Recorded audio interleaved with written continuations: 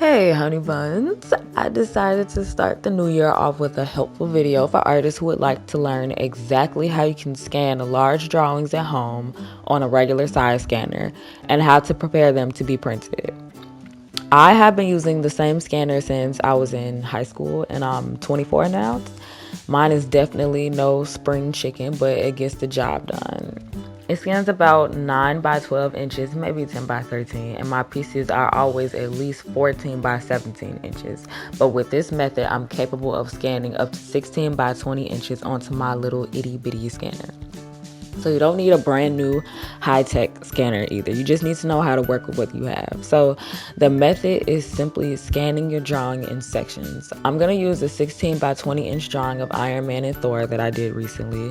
And all I do is I scan each corner. So I start with one corner and line it up with the scanner and gently close the top over it so the drawing doesn't get bent up. For those of you who have Windows, you should be able to pull this up by typing scan into the search box by your Windows button. And for those of you who don't know how to scan, you just click new scan. And when this pops up, I like to choose documents for reasons. And I choose color because I don't want to scan it in black and white. And make sure your DPI is at least 300, which most printing companies and websites will require to get a clear print. And then just click scan.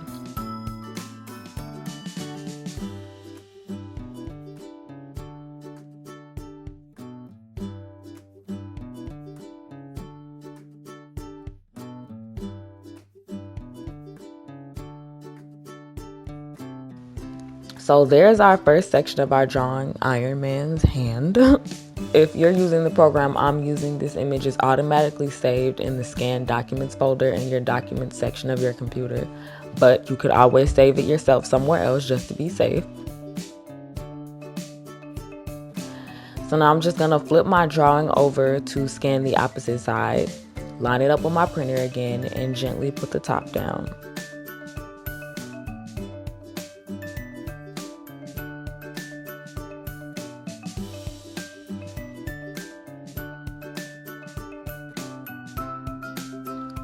And there's Thor. Now the third time around, instead of flipping it, I'm just going to slide it to the other side and repeat all of the steps. And after this, just flip yours over again to scan the final section. And now we're going to move on to Photoshop. So first, let's open up all of our scanned images.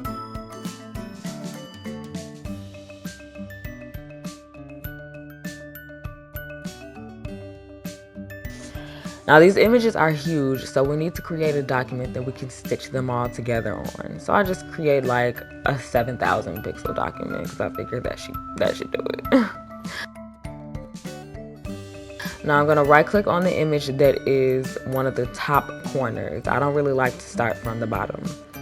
And I click duplicate layer and I change my destination to the untitled document I just created.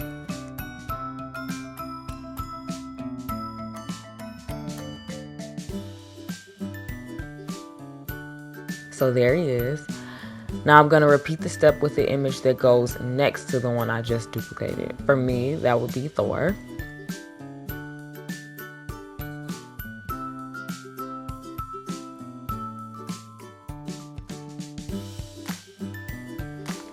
And now this is the fun part. We have to match up both images perfectly. So slide over to opacity and change the second image to 50% so it's just translucent enough for us to see where we have to match it to. Zoom in on your document and line it up. It's not perfect until there's no more fuzziness.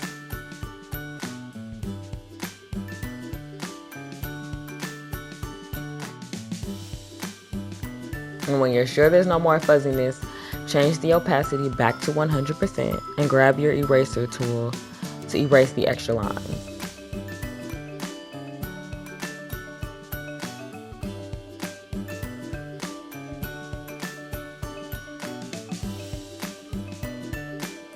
Now just do the exact same thing with the next section. Duplicate it, change the opacity to 50%, zoom in, line it up, zoom out, change the opacity back to 100%,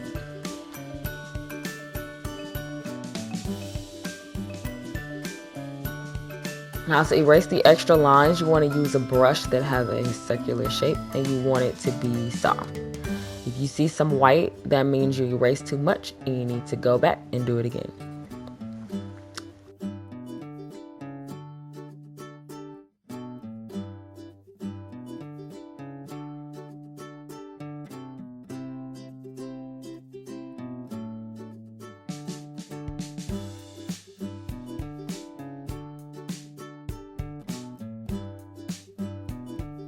So now that the hard part is over, we can crop our images so that we only have drawing and we don't have any blank space.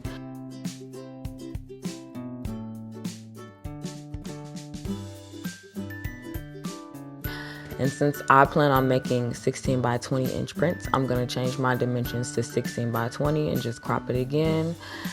And I always save my completed prints as a JPEG file.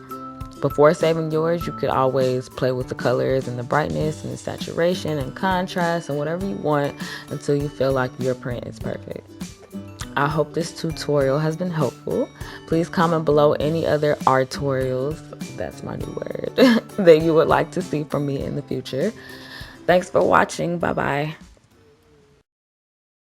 I want you to ask yourself this question, seriously. Are you equipped to draw things that don't inspire you? Some artists, actually, I think most artists cannot do it. When you commission art, it's not the same as you seeing something or thinking of an idea that you really want to throw on